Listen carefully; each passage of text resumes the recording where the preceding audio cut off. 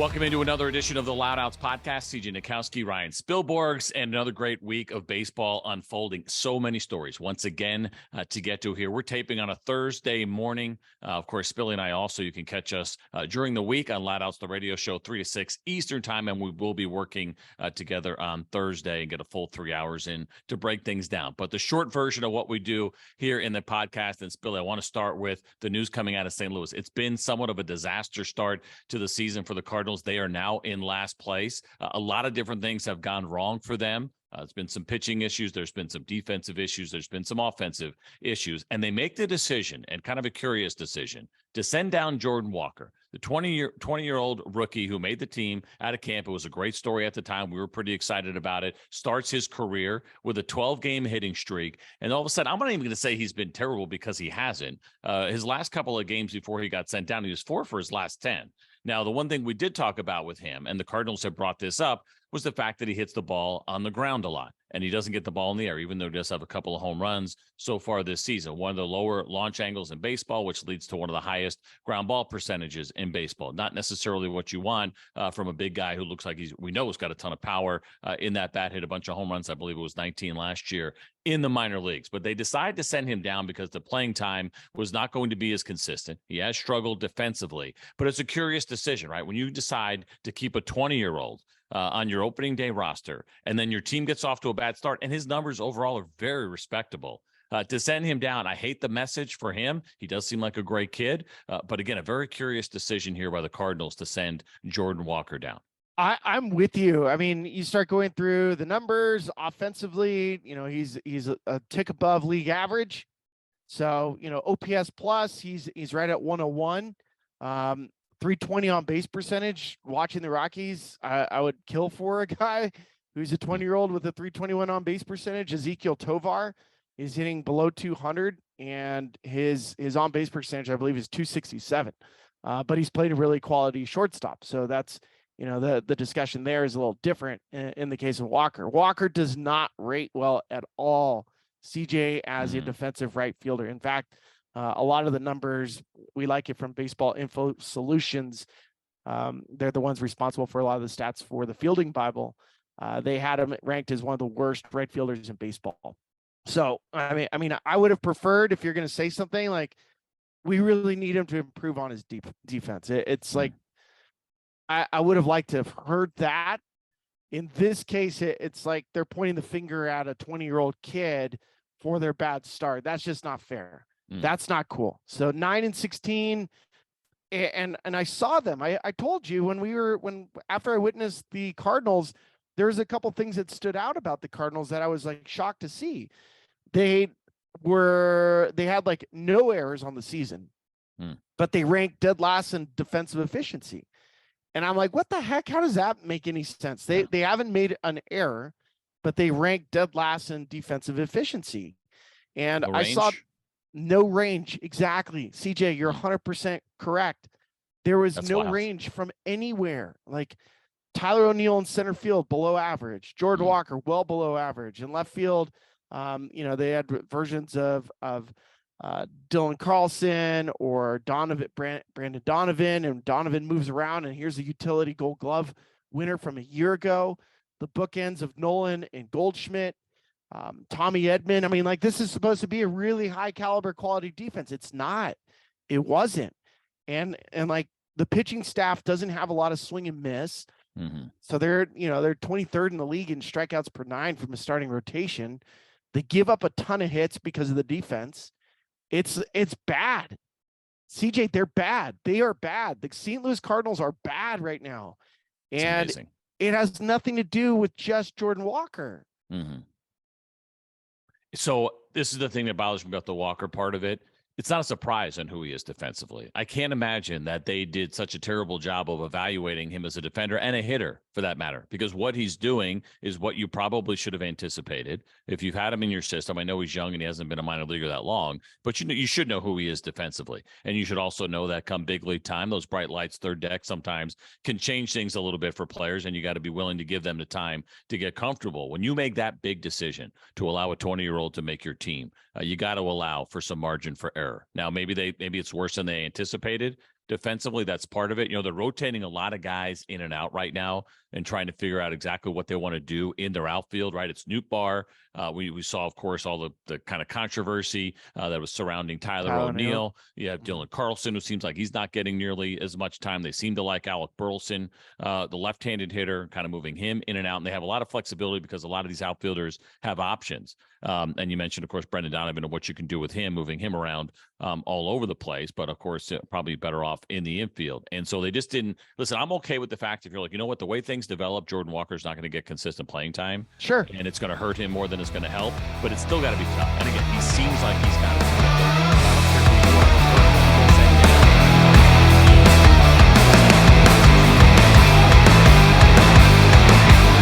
Think about where you were, Spilly. Sirius XM podcast. Imagine being 20 years old, being a member of the St. Louis Cardinals with all these high expectations. They're a last place team.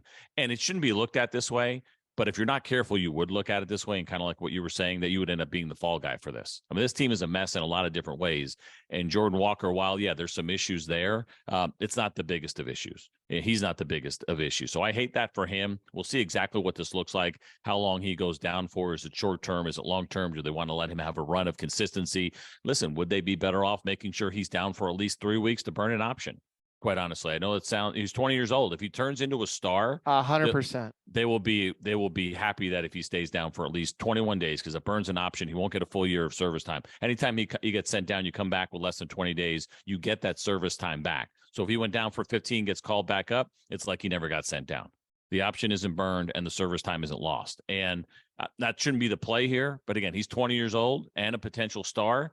That has to be part of the conversation, at least a little bit. We keep an eye on it. I mean, CJ, it sounds like the Tyler O'Neill trade is probably imminent at some point. Yeah. My guess is that they're just trying to see if he can regain some value. There's some teams out there that could probably use a corner outfielder. In the case of O'Neill, the numbers are suffering. I mean, he has less than a 700 OPS, which is for a guy that's has potential for 30 home runs and even 30 stolen bases. He could be a 30-30 guy. O'Neill is not performing to a level that the Cardinals need him to. And so again, because O'Neill has an option, but you're not going to option O'Neill, because then you completely lose trade value. So, this would probably be a really difficult discussion. There was probably some arguments within the Cardinals, both managers, coaching staff, and front office. This would probably be a very heated conversation about sending Jordan Walker down. Yeah.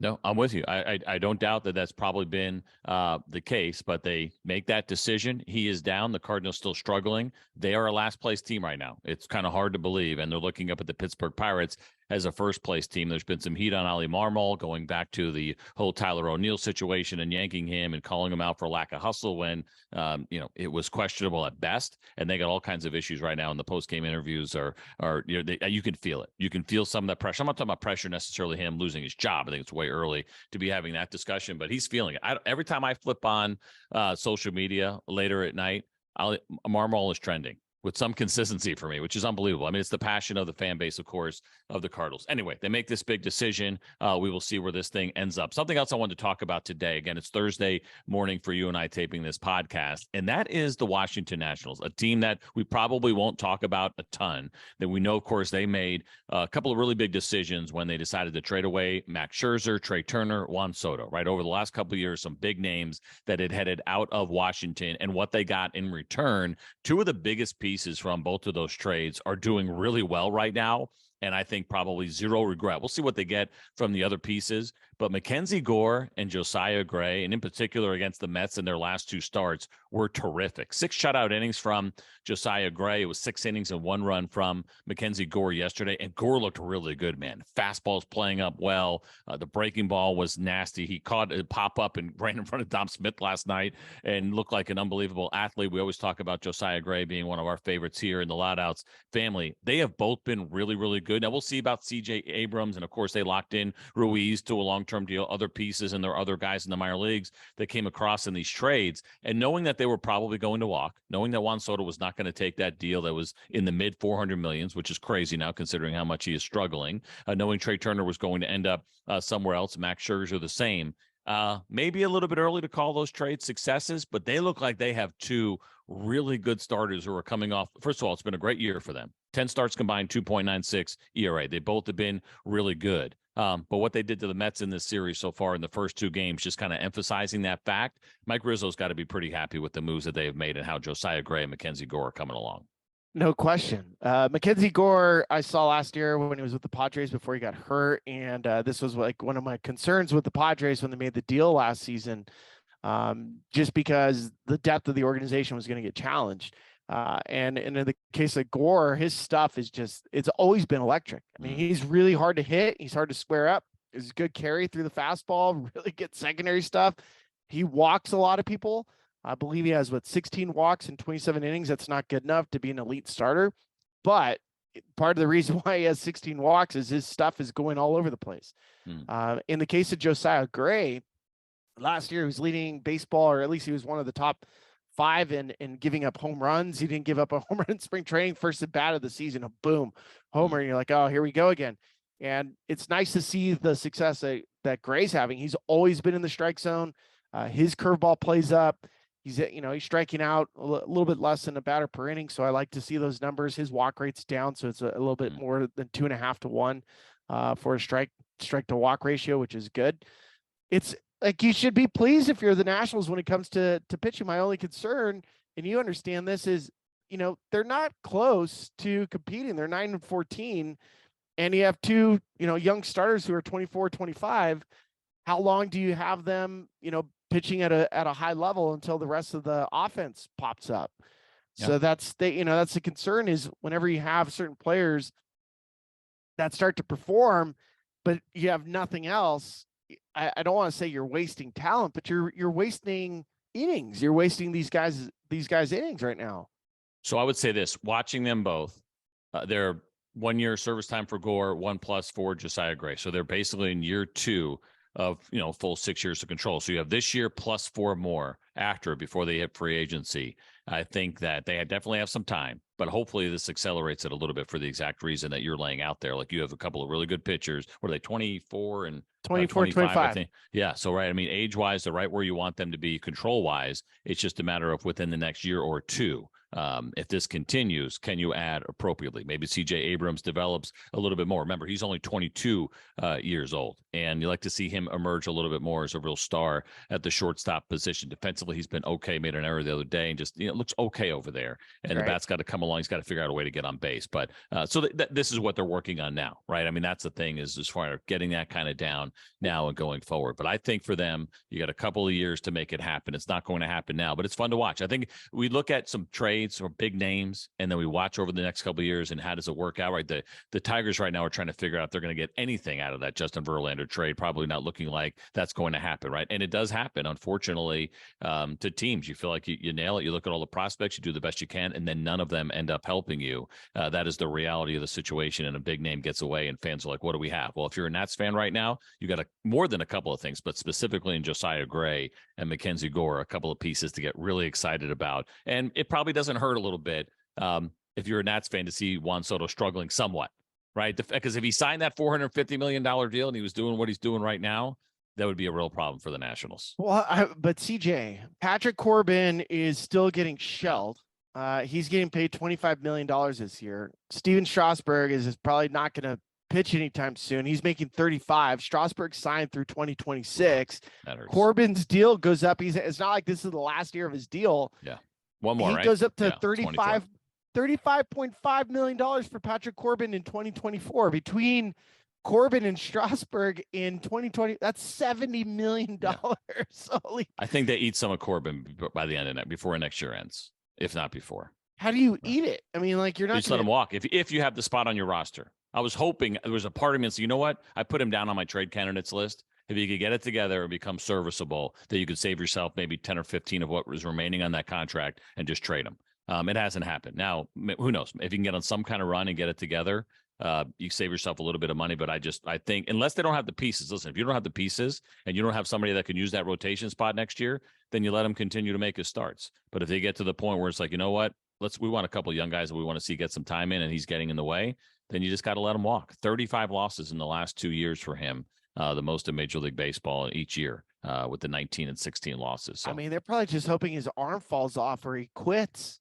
I mean, like that's and like so they can recoup the insurance money on him. Yeah. He's not quitting. I mean, because you quit, then you don't get the money. But I see what you're saying, and probably not a bad idea to at least think and hope some way. Can we save some dollars somehow, some way? It's unfortunate that it didn't work out, but it hasn't with him in Washington. But again, some pretty good signs and some things going on right now with Josiah Gray and Mackenzie Gore. Mackenzie Gore was just fantastic on Wednesday. Gray was great on Tuesday against the New York Mets. Some bad news coming out of Seattle. Spilly, he was on the IL. He only made one start. Of course, won the Cy Young Award a couple of years ago, and that is Robbie Ray. And Robbie Ray is out for the season. He's going to have flexor tendon surgery, which usually is not, it's not Tommy John. It's not a year and a half. It's about 3 or 4 months. And based on where we are right now, the Seattle Mariners are not confident that they're going to have him the rest of the year. So Robbie Ray is out. Still a couple more years left on that deal. It was a 5-year deal that started last year. And so they expect to see him back in a Mariners uniform, but just not for this season. Now, the rotation at the top is still really good, right? It's Luis Castillo, it's Logan Gilbert. They have arms that they need. It's a matter of depth, and their depth piece was Chris Flexen, and Chris Flexen is having a really rough go of it right now. Tommy Malone is in their system. He made one start. They're going to have to kind of piece it together. I'm not so concerned about them over the course of the season with Robbie Ray out. I'm concerned about them not having the Robbie Ray type maybe in a postseason series. Not to say that Logan Gilbert or George Kirby can't be those guys, but they get a little bit thinner with a strikeout arm from the left side that is now out for the year in Robbie Ray. Yeah, and I guess the next decision too is we saw Matt Brash, and Brash has, I mean, high end stuff. It's 100-mile-an-hour fastball with a slider that goes with it, but he's been successful in the bullpen.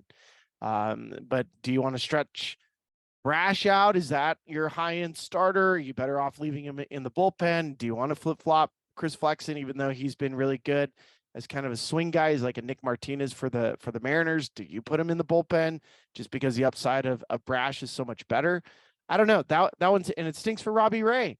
And also, when you consider it, the deal for Seattle, to sign Robbie Ray, and Toronto's looking pretty good in signing Kevin Gausman versus Robbie Ray.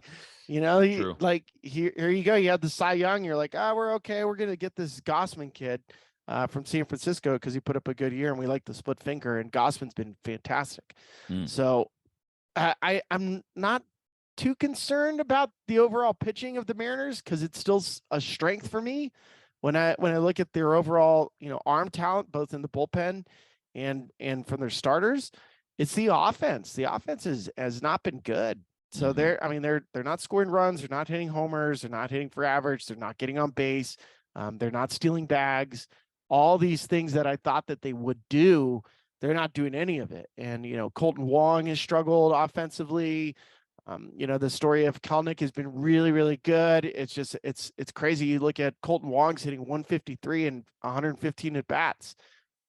It's not, or, in 68 at bats. I mean, between Wong, Pollock, we've heard this, they're missing out on Dylan Moore. Dylan Moore was kind of a real key piece for their bench. They've got nothing out of Sam Haggerty. He's just been back for a little bit. Tommy Listell has done nothing. Tom Murphy's done nothing. They have a bunch of outs. They have like 6 guys that haven't done anything offensively. Yeah, Teoscar Hernandez was a piece that they picked up, and he's hit 6 home runs this year, but the on base is at 270, which brings his OPS to 727. Eugenio Suarez has been pretty good, but only 2 home runs for him, right? Expect to see a little bit more power out of that bat. And Julio Rodriguez hit a home run in Wednesday's game, but 233 with a 295 on base, right? I mean, it's okay, but it's not the superstar level of Julio Rodriguez. It's crazy to think, I said this yesterday on the radio show, that Jarred Kelenic's their best hitter right now. Yeah. And I thought there was no way in hell we would ever be saying that based on the last 2 years and based on everything else that is going on. I don't know if you saw the Ken Rosenthal article. He did a really nice job digging in. I find this whole thing fascinating with Kelenic. First of all, the adjustments, humbling himself and realizing after just feeling like what he was doing as an amateur and as a minor leaguer was going to be good enough in the big leagues, pushing, it wasn't happening. And there was a stress level that you could see on his face. It was absolutely brutal. The fact that he reconnected with Tim Laker, are you familiar with this? I mean, this is wild, man. So Tim Laker was the hitting coach with Seattle when he first got there. When that season ended, the Seattle Mariners offered him a 1-year deal. as you get a 1-year deal as a coach, it's almost like they're telling you don't take it. Yeah, it's a slap in the face. After you've already been there. And quite honestly, same thing in our industry, where we've had people that we know and friends with in our industry. And if you've been doing it for a while for one team and they come back and they offer you a 1-year deal, it's like, we're just trying to get you to leave, essentially, without firing you directly. So Tim Laker didn't take it. And he went to the Dodgers and he's doing some minor league stuff with them. So Jared Kelenic and his agent this offseason, I guess they apparently had put a list together of, the Mariners and him, each put kind of their list together and said, okay, who do we think we want to work with? Tim Laker's name came up and was actually on both lists. And so with the Mariners' blessing, he goes back to work with the hitting coach that they didn't bring back because of kind of an insulting offer, but they were okay with it. And now they're reaping the benefits, which makes me wonder a little bit if you're Tim Laker. Like, listen, look what I've done for your guy. Look what the rest of your offense is doing right now. Let's be honest, you probably made a mistake by not offering more than the 1-year deal. It's fine. They're getting the benefits of Jared Kelenic, but that had to feel in a weird kind of way pretty good for Tim Laker. But it was interesting, man. They broke down a ton of mechanics. And if you like reading that kind of stuff, he does a good job. Ken Rosenthal getting into it again. That's in The Athletic. But his ability, he talked about struggling on pitches down. And then he talked about something Mookie Betts said to him, very simple one time when they were working out, about keeping your hands on the white line. You can talk about this much better than I can, Spilly. But keeping your hands on the white line, meaning that white line of the batter's box, and never let them get past that, for his ability now to get on some pitches that are in, middle in, down and in, and not necessarily pulling them, right? That monster home run that he hit in Chicago. I'll let you take it from here because I'm starting to talk out of my ass now, and this is your strength. But it was really cool to see some of the things that they talked about, break it down, and now the results that he's getting. I love the white line. I mean, like there's white line Nikowski, the white line in the that's batter's my ping box. pong prowess. I live on the white lines, baby. The line in the batter's box. I remember. I mean, this was something that I was taught early too. And then of course, hitters over the course of a game will wipe off the white line. But you can imagine, like if you have almost like a railroad track. If the white line becomes your track, your guide, your swing stays on that plane, and you can adjust. So, like when guys are doing really bad, like let's say when I was hitting bad, my swing would go backwards and then cut across. So I'd almost like be cutting across the plate at an angle, like your golf swing when you take a divot. Yeah, exactly. Like when I was slicing it. Yeah. And then if I was pulling it, my swing would go back, but then around.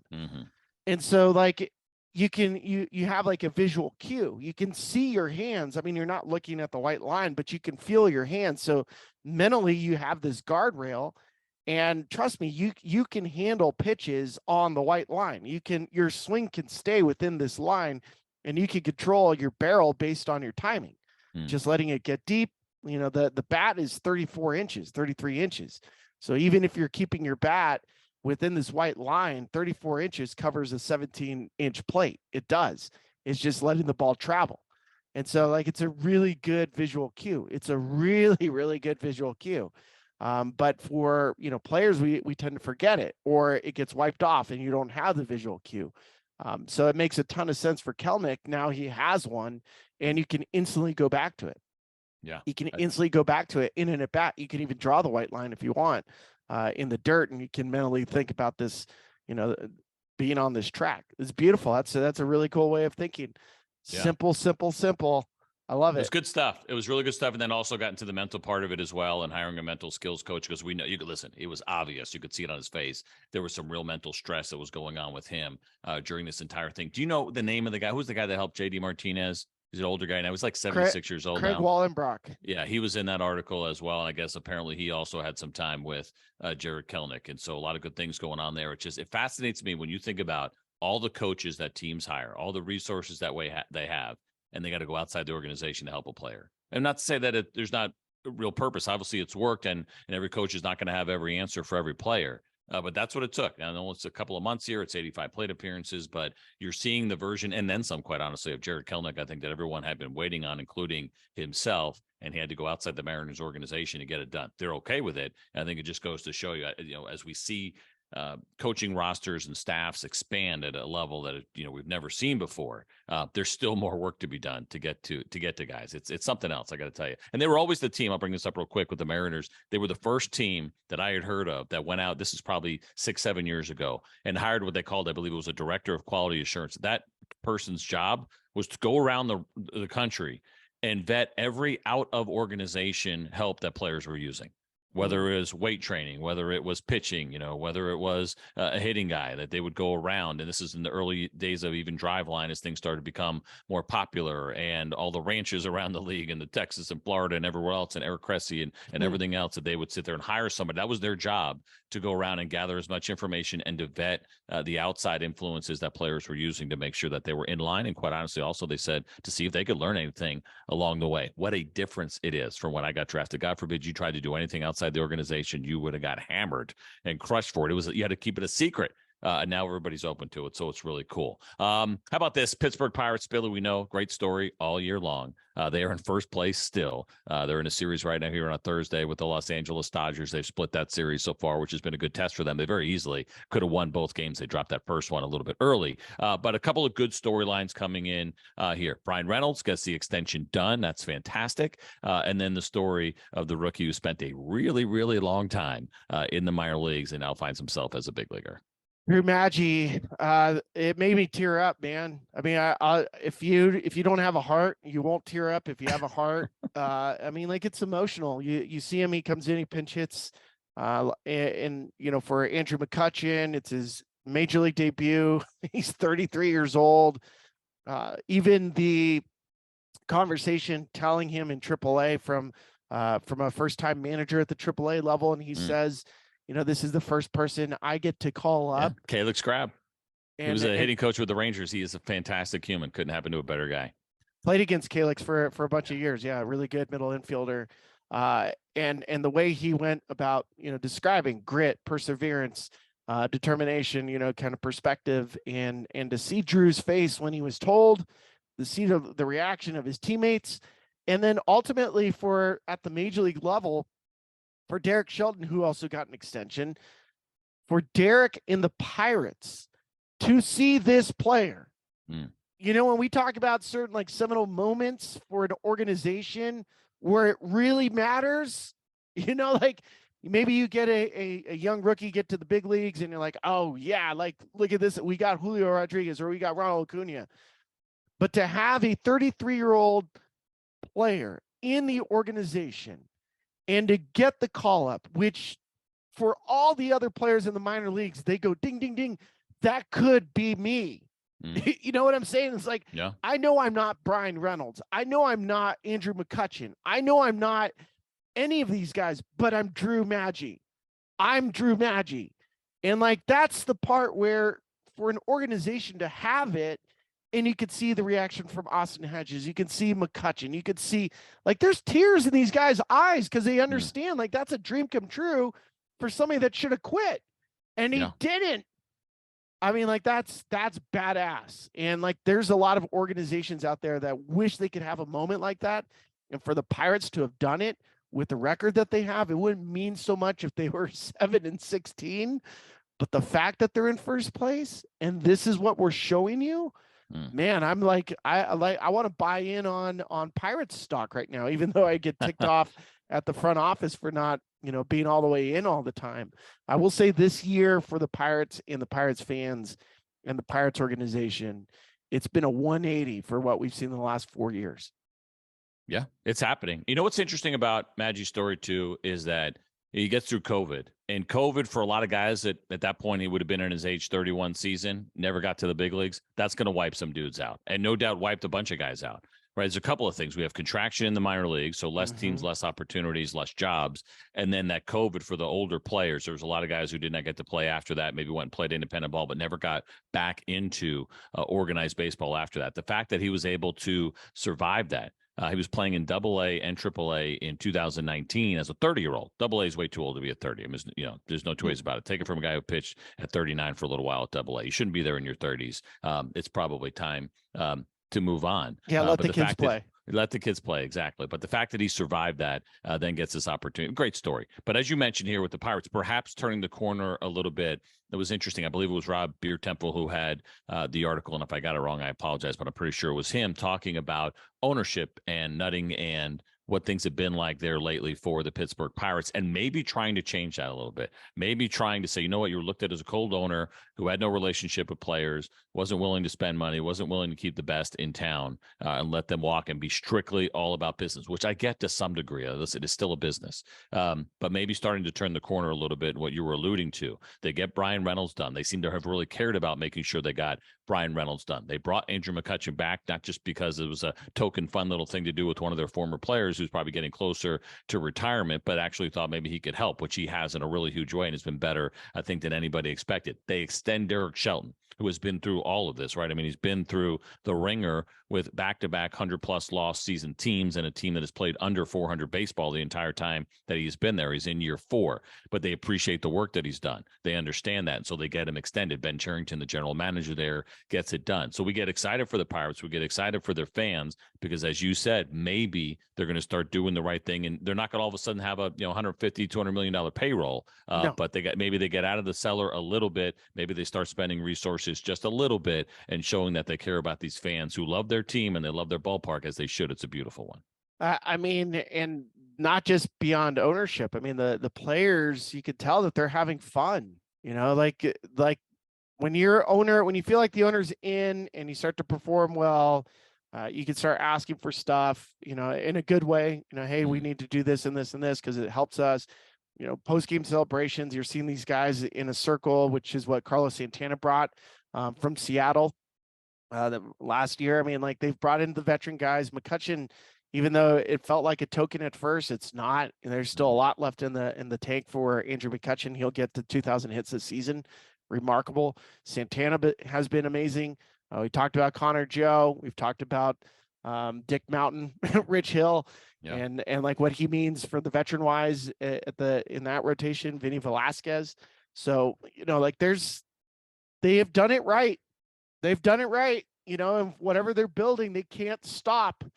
They cannot stop. That's the deal. Like, you started it and you cannot get in your own way. Like, you started it, you finish it. So whatever this is, you have to finish it.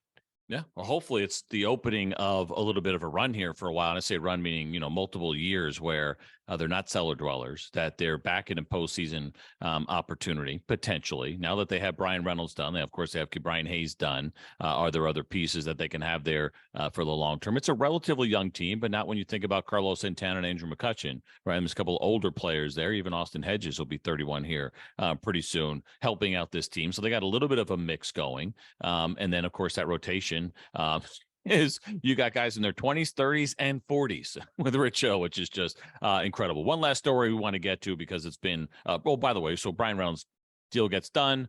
Thought it kind of fell in about where it should have. I thought that was all really good to see. Good for him and his family. You've heard plenty about it, no doubt. We've talked about it on the show, and we didn't think it was going to happen, but it did. But let's get into this last story before we run out of time here, and that is the disaster that's turning out to be the season on the south side of Chicago. The north side, actually, things going maybe a little bit better than expected with the Cubs, going a little bit worse here in a pretty significant way for the Chicago White Sox. As we sit here and talk today, they are on a 7-game losing streak right now, Spilly, which is nuts. 7-18, fourth place team in the American League Central. And I heard Lance Lynn the other day talking about two things. One, he was very accountable for how bad his year has gone. And he said, listen, a couple things going on here. One was that the older players, the guys with experience that are expected to be leading the team are not. And he said, myself included, right at the top of the list. So he's very honest about some of his struggles. But he also did talk about new manager, kind of some new systems in place, the way that it sounded like, that maybe the way they're receiving information, that there's been a little bit of an adjustment period there. I don't think he was making excuses because I think he was very accountable to how things are going for him personally. But it sounds like maybe just some uncomfortableness there, maybe is the best way to do it, or just a hard time kind of catching a groove on how their system is going to work. And I got to tell you, I didn't think they could pull this off 2 years in a row. right? Good roster on paper. It was bad. Everyone wanted to point the finger at Tony La Russa, and Pedro Grifol is in charge, and everyone seems to really like him. By all accounts, just a terrific guy and the right man to lead these White Sox. But when you start off like this, there's a lot of different, I think, places where blame can go around, and apparently this is one of them. And it's been a disaster, man. There's no two ways about it. Chicago White Sox have been a huge disappointment to start the season. All right, let's point out some of the stats first. There's not one group within the organization that's playing well. Offensively, atrocious. Their OPS is 28th in the league. That's 652. That's awful. So you're not scoring runs from the pitching staff and the starting pitching. They're almost lead the league in walks given up. From the relief pitchers, they have the lowest or the highest whip, walks, hits per innings pitched in baseball. They're giving up more hits. I mean, so defensively, they're brutal defensively too. Like, they're just bad. They are bad. They're not good. It's like what we said with the Cardinals. You see name recognition, you're like, oh, they should be much better. They're bad. They are playing bad baseball. Then you go and you say, okay, so what's creating all this? Who's on the IL? Are they missing some key pieces? Well, yeah, they are. Juan has been dealing with some back soreness. Anderson is just now starting to begin the process of I believe he's swinging the bat now. He still has a rehab left to go. Hanser Alberto is kind of a mascot, in the last couple of years when he was with the Dodgers. We know Crochet's out. He's been out since last year, but he's coming back at some point. Liam Hendricks rang the bell about 2 weeks ago, but that's still a pretty important piece. So yeah, they're missing some pieces. But CJ, I am not buying that it's a system in place that they're struggling to deal with. This to me feels, and Lance hit it on the head. It's lack of accountability from within the clubhouse. That's exactly what it is. It's been like that for 2 years. We tried to put blame on Tony La Russa. It is an internal problem. They have an internal problem within the clubhouse. I'm not in that clubhouse, but from what we're seeing and what we're hearing, that is an internal problem based on clubhouse chemistry and no leadership. So however they figure this one out, you know what this is? I've been on teams with lack of leadership, and it is miserable. I mean, listen, where you're talking about right now, and not to say one guy makes a team, but what was their biggest subtraction this year? Jose Abreu. And who was the biggest glue guy in their team since he'd been there? Jose Abreu, right? I mean, he was the guy that everyone looked at. I mean, it was commands all the respect in the world, which made me wonder, was that part of the reason why he's gotten off to a little bit of a slow start with the Astros? They had been the guy, not to say that he couldn't go just be a piece, but I think that's fair to say there's an adjustment period when you do something like that. But he's a big glue guy, and he's not there. And listen, ultimately it's about performance, right? But when things aren't going right, there is something to be said about having the right voice there too, keeping the guys together. There's enough veterans there where they should be able to do that. But you can't help but look at this situation and say, well, Tony La Russa's gone. Everyone wanted to point the finger at him. Jose Abreu is gone. And there was a lot of criticism maybe for the size of the contract that he got. Those are two big pieces that are not there right now, and this team is underperforming in a really big way. I thought Michael Kopech was going to be, set for a really nice bounce back year. His first 5 starts have not gone well. He's given up 20 runs in his 25 2/3. He's 0-3 with an ERA over 7. Lance Lynn in that same situation, 0-3 with an ERA about 7.5 right now. It's only Dylan Cease who's pitching well in that rotation, 2-0. With a 2.73 ERA. The other 4 days it has not gone particularly well for the White Sox. Mike Clevenger has a couple of starts. He's kind of pitching closer to league average. There's probably some room for improvement. The walks are high with him, but he's the only other guy really. Lucas Giolito's done a nice job with his walk situation. The strikeouts have been good. He's been a little bit better, and no, he was probably primed for a bounce back, but again, closer to probably league average. It's only Dylan Cease that's been a difference. And he's on the bereavement list right now, so I mean, you don't know how. If that impacts him mentally too. I mean, I don't know which family member he lost. So, I mean, that could be, there's an emotional tie to a lot of things, but back to the point of leadership. I mean, Tim Anderson was asking for a long-term extension because he wants to be in Chicago, and with the injury, was his leadership missing out because he's hurt? So he's not with the team. So if that was going to be the new vocal leader taking place of Jose Abreu, and then he gets hurt, so he's not around. I mean, like that could be part of it too. I mean, there's a bunch of things. That's why the dynamics of a clubhouse, although nobody ever talks about it, and it's hard for us to talk about it because we're not in the clubhouse. It has impact. Yep. It is important. Very, very important. No, and it shows up worse, right, when things aren't going well. Right, we can have that same conversation probably about the Padres, other teams with high expectations. When you're not off to great starts, you can't help. You look at the clubhouse and wonder who's there, because that's when, to me, it matters most. When either your team is playing bad or something bad happens on the team, or maybe things aren't going great with the manager. Right, having that voice, the guy who's been there and done that, to kind of keep everybody together, that everyone respects, regardless whether it's guys that have 6, 7, 8 years in the big leagues, or if you're a rookie and you're walking in and you have a guy that kind of commands that instant respect. It's pretty important to have when things aren't going right. But hopefully for them, they get it together, because they're a talented team on paper, and there were very high expectations with Pedro Ocafal taking over for the Chicago White Sox. That's going to do it for us. As always, we appreciate you listening to the Loud Outs podcast. Make sure you check out Loud Outs, the show. It's on MLB Network Radio, Sirius XM Channel 89. It is on 3 to 6 Eastern time every single day during the week. And then we have the weekend version with Chris Jimenez and Kevin Franson. That is on from 10 to 1 Eastern time. We'd love to see you there, but we appreciate you here. Have a great day.